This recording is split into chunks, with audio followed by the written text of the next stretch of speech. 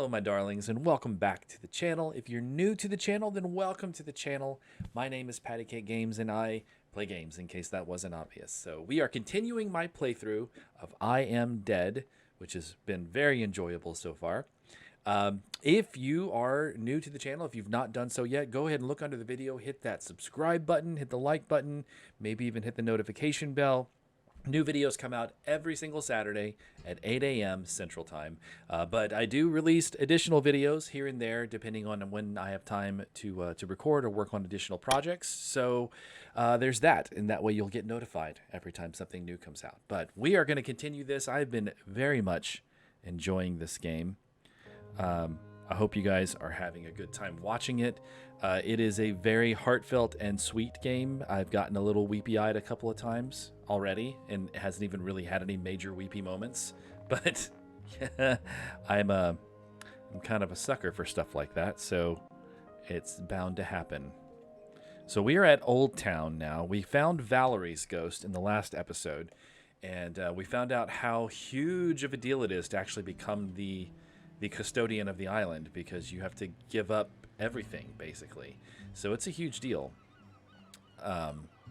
And now we're looking for Ogden, I believe was his name. We're going to find out. Where's the menu? Because I don't remember. I mean, I do remember. He's a musician. I remember that. Continue. Where is the... Is it that? Oh, it's that. Okay. Yeah, Ogden. He was a talented multi-instrumentalist, leader of the Shelmerston Silver Band, and a keen cricketer. And as a young man, he went to live in New Zealand, but returned to marry his childhood sweetheart, Sally Mapes. No relation to the Shout-Out Mapes. If you are a Dune fan, you will get that reference. If not, then I don't have anything to say to you. There's a memory here. I am the Shout-Out Mapes. And, oh gosh, there's lots of stuff. Oh, interesting. You can see the edge of town, a rusty old anchor. Arthur Benghazi. Arthur has been told repeatedly not to climb up on that rusty old anchor, but he just will not listen. Probably he needs to fall off it so that he will pay attention in the future. That kind of reminds me, there's a line in, it's actually in the film version as well, which I'm happy they preserved that. But in Discworld, Hogfather, one of my favorite novels in the Discworld series, the Death is pretending to be the Hogfather, which is basically their version of Santa Claus. And the girl sits on his lap. She's like, I want a real sword. And he's like, he pulls out a real sword and gives it to her. And she's like, wow. And then, of course, the mother's like, she can't have that. She can't have that. And he's like, this is not a toy. And she's like, no, I understand. It's like, no, she can't have that. It's like, it's meant to be educational. And she's like, but she could hurt herself. And Death was like, well, that would be a very important lesson. All right, so let's see. Humphrey Jackson's plot. There have been some complaints about the state of Humphrey's plot. Yeah, it's a bit messy. Well, you know, it's pretty messy. It's kind of cluttered, but there's the workings of something good. You can see like flower beds and a little place to sit and work, to like repot things. So it's not terrible. It just needs a little cleaning up, you know. I can step forward in this one. Usually I can only go side to side.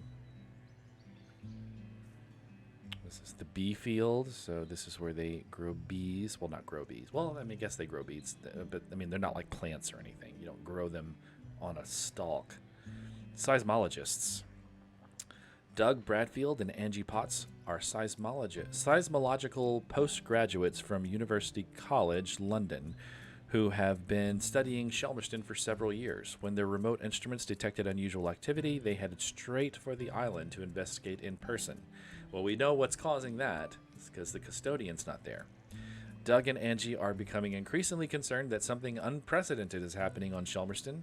The seismograph readings show a pattern of activity that hasn't been recorded before anywhere in the world, an alarming escalation of tremors suggesting something very significant is about to happen. Well, we're trying to keep that from happening by finding a custodian from all the dead spirits here. Okay, so let's go ahead and do this guy's memories. Oh, I have to zoom in on the fish market. Okay, Gaston Perry's fish stall. Okay, so it's multi-level. Okay, and Simon Grund, Shelmerston's cricket umpire. So he's going to remember him playing cricket probably. He's the captain of the Shelmerston cricket team. It was the day of the island cricket match out on the volcanic sand spit. We had lost to Appledore for the past 3 years, and it was my first year as captain. I didn't want another loss on my watch. Ogden had just come back from New Zealand and told me he'd be up for it. I wasn't sure. I remembered Ogden from school. He was lanky and good in the field, but batting... not sure. Ogden showed up with his own bat. He told me he'd won it in a pub in Dunedin and that it had belonged to a famous New Zealand player. I wondered whether I should put him into bat at all, but Ogden whispered to me that he'd been playing on deck all the way home. I knew Ogden wasn't a bluffer, but he was never the guy who got picked for the first team at school. Still, I had nothing to lose. Ogden Not the best, hit but not the six worst. With his first stroke, we went wild. And just when I thought it must be a fluke, he hit another and another. He was a machine. Ogden hit so many cricket balls out into the sea that we had to stop play. We'd run out. It was a stunning win, and we carried Ogden back across the sand and into the Camel. Even though he'd won the match pretty much single-handedly, he insisted it was all down to the bat and plenty of practice. Ogden was solid gold. Aw, what a nice memory. How's that? Okay, so the What a cricket great ball with day barnacles that on was. it. And we've beaten Appledore every year since. Those poor chaps never did recover from Ogden's incredible batting.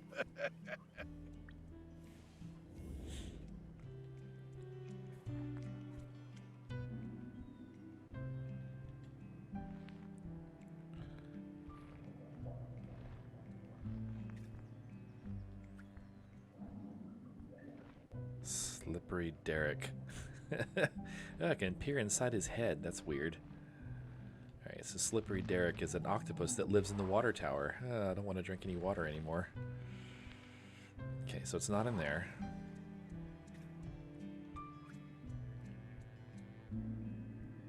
The palette of fish. Oh, what's that? A barnacle cluster. There it is.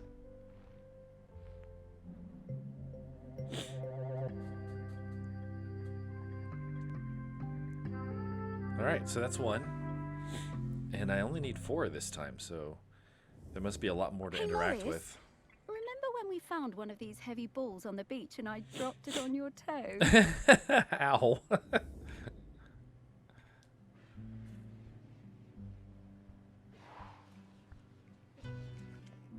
Herring.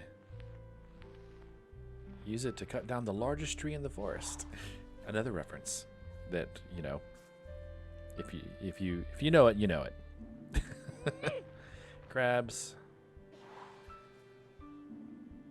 Palette of fish. Yeah, no hidden spirits yet. I usually find at least one by now. All right. Well, let's look elsewhere.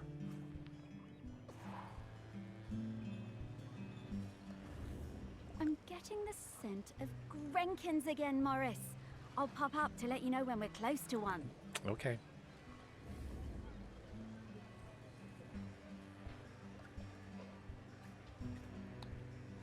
Okay, there's a memory up here. Okay, there's a Grinkin here somewhere.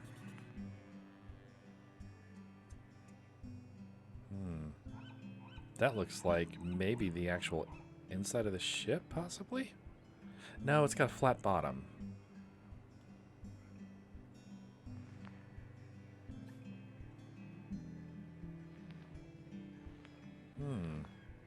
What would make that shape? Henry Nancaro, bootlegger and music teacher. Oh, music teacher. So this, he probably remembers his musicianship. I remember when a young Ogden asked to join the Shelmerston Silver Band. I recognised his talent immediately.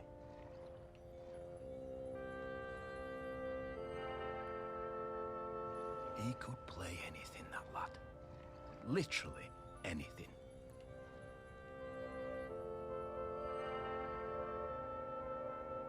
Eventually, he settled on the sousaphone, which he always insisted on playing with his lucky bronze mouthpiece. One evening, after the Silver Band played a storming concert in the Camel, Ogden and Sally got it into their heads to go for a night swim in the harbour. Young love and all that. Ogden left his mouthpiece behind. It's going to be the mouthpiece. And when we came back the next morning to pack up, It's going to be the it had mouthpiece. disappeared. It really rattled him. Ogden was worried he wouldn't be able to perform without it. But of course, next time we played, he was just as good as ever. Didn't need any lucky mouthpiece, Sir Ogden. He could play anything, that lad.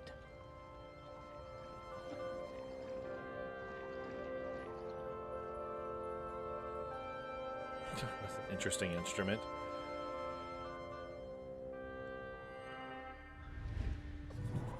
All right, so Ogden was mouthpiece. so talented. A real virtuoso. Oh, I loved listening to him play. Ugh, speak for yourself, Morris. It was a terrible racket. All right, so I got to find this mouthpiece here somewhere. In the paint bucket, maybe?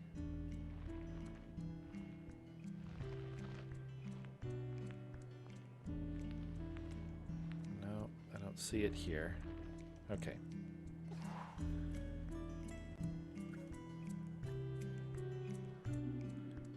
Another paint bucket. Yeah, nothing. Nothing. All right, let's look. Is there another one? Gosh, paint buckets. Nothing but paint buckets. Yeah, not there. Is that a tape measure? A nautical tape measure. Is there a difference between a nautical tape measure and a normal tape measure? A winch. Oh, this is where it is. Or at least that is. Not the actual item I'm looking for.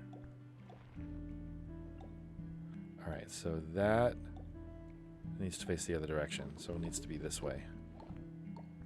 There we go. Got it. That was easy. Nothing like that square one I had to do last time. Oh my gosh, that was crazy.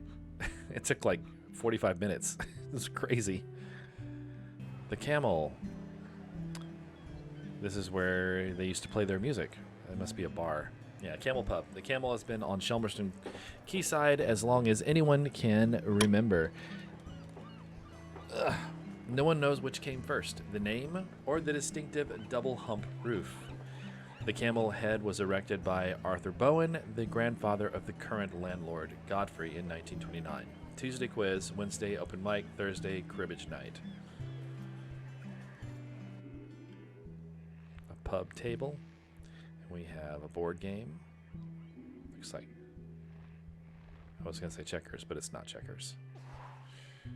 I've played a game that used a board like that before, and I don't remember what it was called. Ashtray. Okay, nothing else. There's a fish person. Fish people. They just look like blobs.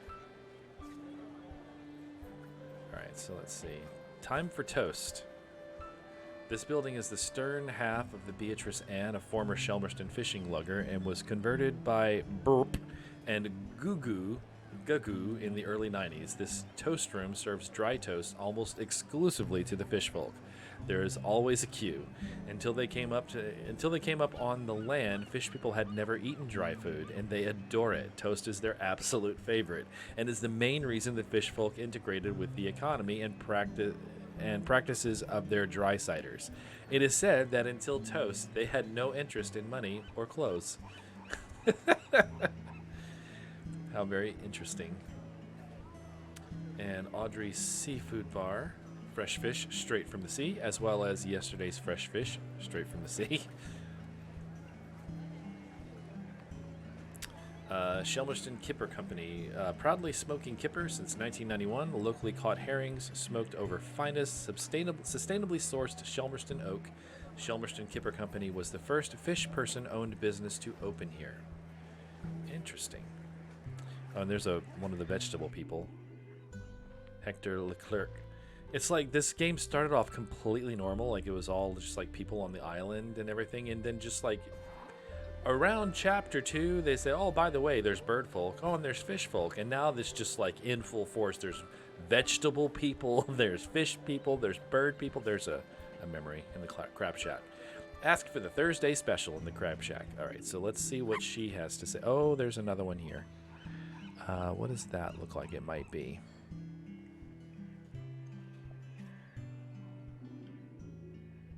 crab claw, maybe?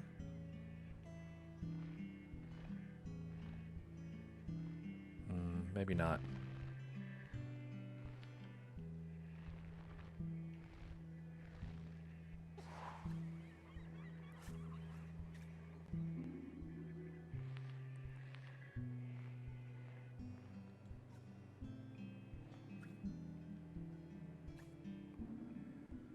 Crab lunch.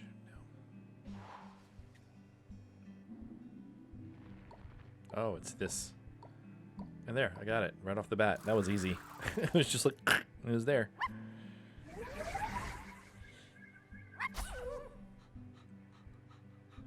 Of course, I am going to get all of these eventually. I won't do all of them in recording. I'll work on some of them, you know, when I'm not recording. And then, but I will save, like, maybe I'll try to get caught up on finding them, and in like the final video of this, I'll look for the last one. That might be kind of fun. We were 14 when we started going out. Me and my friend Cassia had started a beach clean at the weekend. Oh, she dated him. And Ogden turned up with his mate Godfrey. I had no idea Ogden liked me. He was the tallest in our year, and we all fancied him. By the time we reached the little cove at the north end of the beach, he'd asked me to come to a concert he was playing in. I said yes. We'd been going out for a few years when I applied to Floristry College on the mainland. I didn't tell Ogden. I didn't believe I'd get in, and didn't want him to think I was trying to get away from him. Ogden might have looked mature and confident, but he was a gentle soul, not nearly as sure of himself as he looked. But I did get in, and he was gutted. Aww. I felt terrible. I didn't want to hurt Ogden. He said he didn't mind, but I could see he was covering. My last week on Shelmerston was really hard. Every time I saw him, it felt so strained, and I couldn't sleep. Finally, on my last night, I made a decision. I would take an apprenticeship at the garden centre on the island instead, so we could stay together. It felt like the right thing to do. I would tell Ogden in the morning. But when I opened the door the next day, I found Ogden's sousaphone left on the doorstep. I was terrified. What did it mean? What had he done?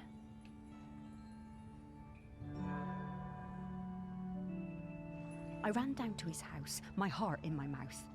His mum, she never did like me, was a little bit smug. She told me Ogden had sailed off to New Zealand.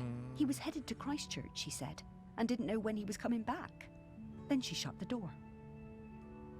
I was more than a bit tearful, but, you know, looking back, I think we both needed to have a bit of an adventure. Well, that makes sense.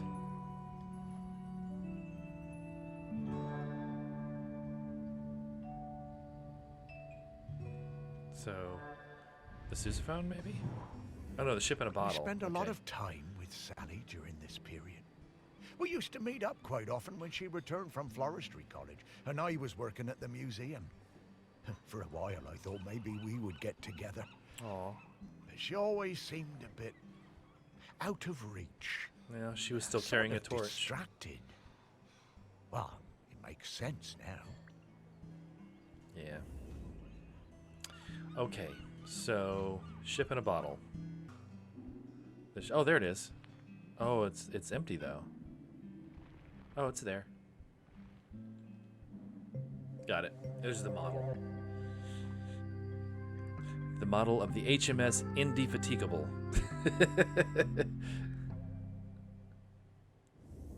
How did get in there?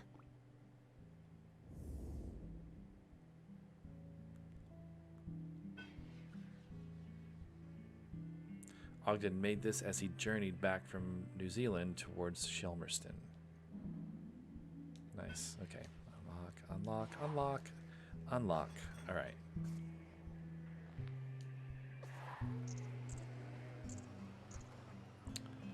This is the Shelmerston Artist Center, gallery and art supply shop.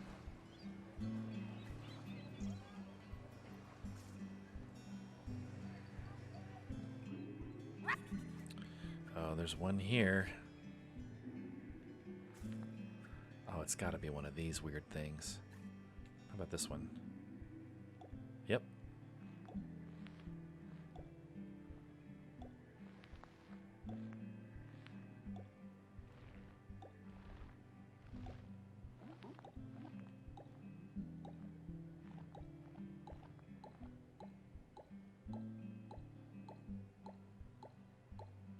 Almost got it.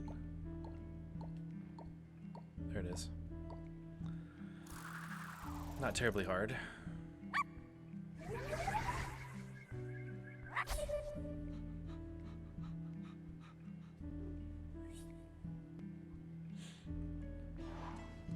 All right, let's find some more memories.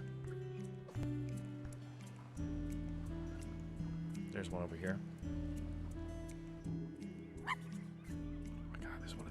Of course there's one of these. They're everywhere. And it's this one. It made sense to me. Okay, so... And there we go. These are easy compared to some of the ones I've done before.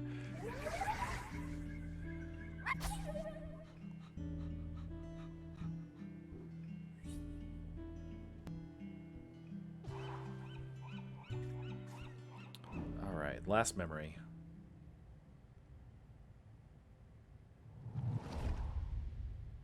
I remember we was walking home from school, a bunch of us, and I told him my granddad said the lad had a live Bactrian camel living somewhere in the woods. Everyone laughed. It was his daughter. I told them it was true. Ogden didn't believe me. Someone would have seen it. He dared me to climb in and prove it. I told him he'd have to come with me. Sneaking past the big house, we were almost caught by the gamekeeper and had to run. Hell for leather for the woods. We reached the trees out of breath. I was bent double and leant against a tree. Ogden had better breath control and he recovered quickly. He saw it first. The clouds parted, the moon shone down, and Ogden gasped. And then I did too. Was it? It was. The next day, we were kicking ourselves. We had no proof. No one was going to believe us. But we knew what we saw. Well, Valerie had it. I mean, yeah, we learned that last time. That's cute, though. Yeah, he was a couple of years above these chaps at school. Oh, and he's right. No one believed them. We gave them so much stick.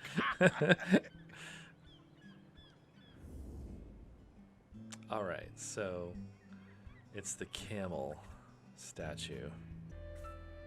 Grinkins of Shelmerston. Local legend has it that Grinkins are mysterious fairy-like sprites that have always inhabited the island. You will probably never see one, but if you're lucky, one might leave footprints in your butter or cause your chimney to become blocked.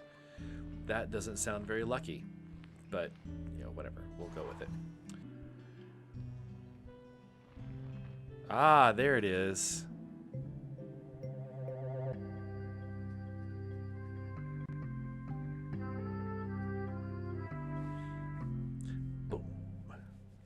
Okay, so that's one less Camels thing. are so obviously a made-up animal. Humans will believe any old rubbish.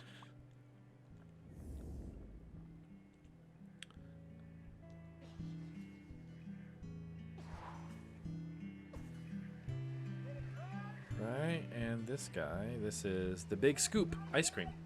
One of the first fishfolk business established on the island, the Big Scoop, was opened by Tang and their family in 1994 to showcase the fishfolk skill in making ice cream using a range of seaweeds cultivated in the sea caves beneath the island. That sounds weird. The Queen of the Isles. In 2006, the Tipukatan People's Government signed a deal with the SEADEF Corporation to make Shelmerston's harbor suitable for larger vessels, building a new harbor arm and dredging the southern bay. They also part-funded Queen of the Isles, connecting Shelmerston to the mainland with a weekly ferry service. So this is the ferry. There's another memory over here.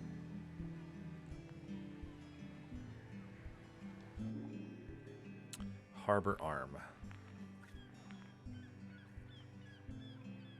Sally Mapes, Ogden's widow.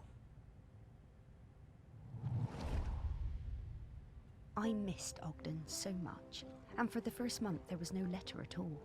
I took my place at college on the mainland without knowing how he was feeling. It was a shock how low it made me, even though I was working with flowers, my dream job. I threw myself into making friends and working as hard as I could. I wondered about him travelling the world, without me and without his sousaphone. What he was doing, how he was feeling. Well, at least they ended up together at the end. The letters started arriving, and it was amazing. Each one came with a penny from a different country. One from Valparaiso, another from Dakar. I wrote back and told Ogden about my course, trips to Kew Gardens, which were amazing. And Ogden told me about his voyage, watching dolphins and flying fish, crossing the equator. Sometimes we were both lonely. We poured out our hearts to each other. In a funny way, I think the letters made us closer than ever.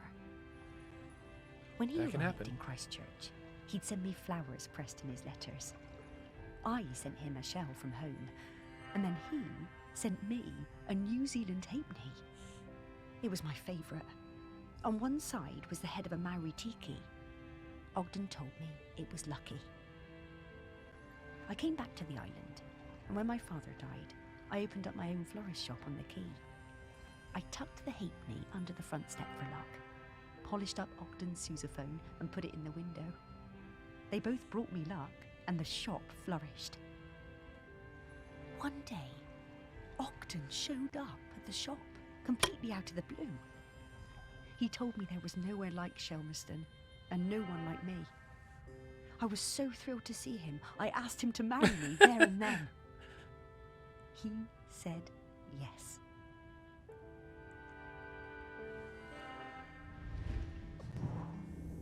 The lure of Shelmerston. The halfpenny. It always pulls people back when they try to move away. They were a lovely couple, Sally and Ogden. So she put it under the front step of her flower shop.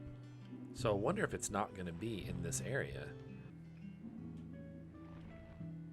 Is that it? Found it.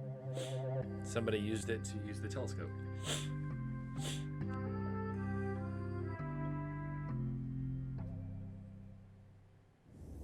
Yet one good thing about being dead, I'll never have to deal with counting change again. All right, now all I have to do is find that mouthpiece. What? Oh, wait, I can slice into the ship. I didn't even see that. Okay, never mind. Below decks. It's here somewhere. There it is. It's gonna be in these.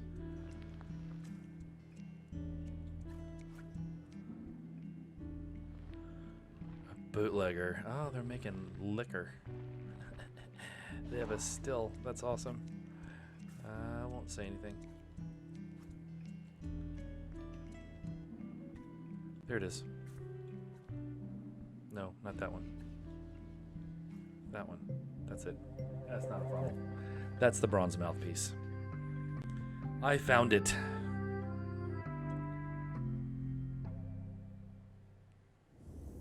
They seem to have been using it as a funnel. These bootleggers are very resourceful.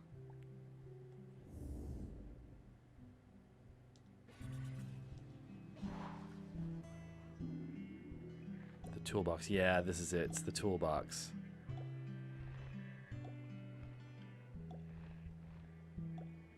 it around. Oh, didn't mean to do that.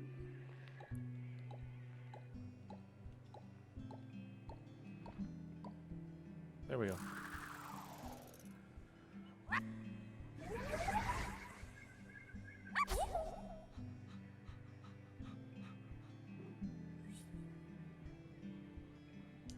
Okay. Where is he? Yes, a very distinctive odor indeed. I reckon I can find him from this. Here I come, Ogden.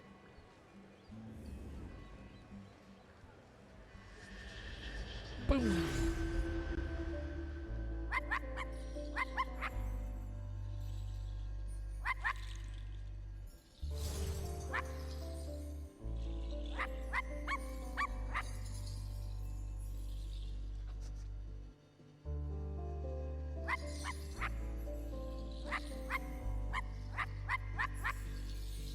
Follow me. There he is.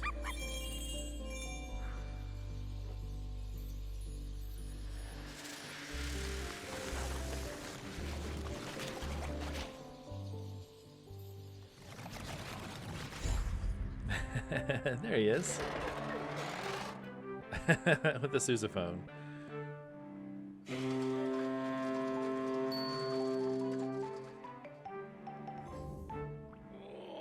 Oh, this feels so good. Terrific to see you, Morris.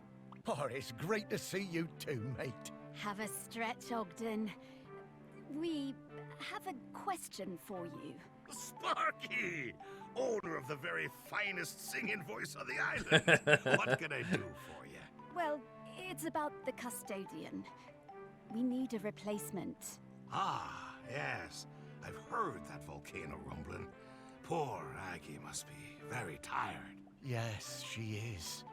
We need a replacement. Oh. Oh, you want me to be the custodian? Well, I'm honored, but I can't. Are you sure? The island is in dire need. I know, and I sympathize, but Sally is the other half of me. I need to watch over her. Everything else may be changing, but she's my constant, and I'm hers. I need to go into the West with her when it's her time. Yes, Yeah. I understand. You two always did have an enviable connection. We were very lucky to find each other. And I'm still lucky just to watch over her. Makes this place still feel a bit like home, even as it changes. So I'm going to stay. But listen, once you've found the custodian, come back and enjoy a sniff of that beer in the Camel with me, eh? Ah, sure, Ogden. Well, see you around.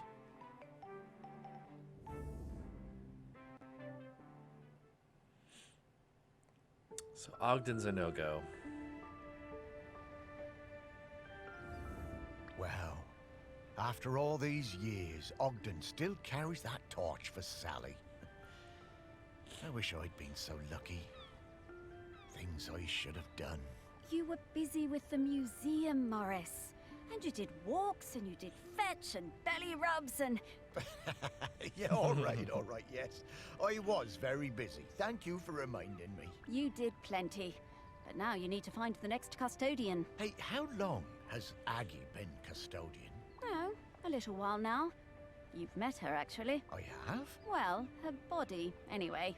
In the museum. What? Her body? In the museum? Oh, wait! That's right, Morris. The Bog Lady. The Bog Lady of Shelmerston. Well, that's Aggie. Mm-hmm. Well, that's her body anyway. Her spirit is all around us, of course. But Aggie is Bronze Age. 3,000 years. She's been custodian all that time? Yep. Wow. No wonder she's tired. More tired every minute. We need to get to the next prospect. Greg Litherland, at the campsite. Greg. Okay.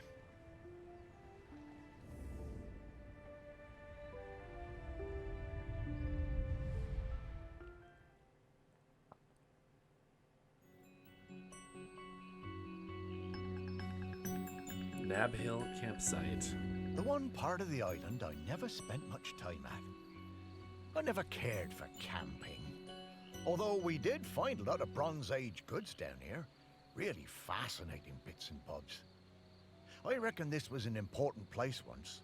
And not just to shellers. Oh, there's so many great smells here. Oh, and so many rabbits to chase. Stop it, Sparky, you have a job to do. You know, I suppose I do like it better up here now I don't have to worry about combing all those burrs out of your fur. At least this part of Shelmerston isn't changing too much. Yes. Now let's sniff out Greg. Yeah, I always found Greg a bit difficult. That business with the owl of his. He wasn't a bad guy at heart. Just liked animals a bit more than people sometimes. Maybe. But who can blame Sounds like him? me. Let's find some people who remembered him. Dig a little deeper. Memories of Greg Litherland. Here we come. All right, Greg Litherland. Greg ran Nab Hill campsite where his pricky, I guess it's supposed to be pricky demeanor and his insistence on rules were notorious. He was a keen bird watcher, nature lover, and campaigner for the protection of Morlos. A huge fan of Scheller racing, Greg captured the excitement of the sport with his photographs. So he was a photographer and an animal lover, and a bit of a rule stickler. Okay. So this is where we're going to stop. This is a nice end to the last chapter. So we're going to stop here. Yeah, so this is fun. I do want to go back and get all those Grinkins, though. It's driving me crazy that I'm leaving them unfound. I don't like leaving things undone. But we're going to stop this for now, and we're going to continue this in the next video. Thank you guys for tuning in and watching the video. I hope you enjoyed it. Let me know in the comments what you think. If you like this, if you like this type of game, if you want to see other types of games, if you have suggestions for games, let me know in the comments. I would love to hear from every single one of you. Until next time, thank you for tuning in and have a great rest of your day or week or whatever. And I'll see you guys in the next video.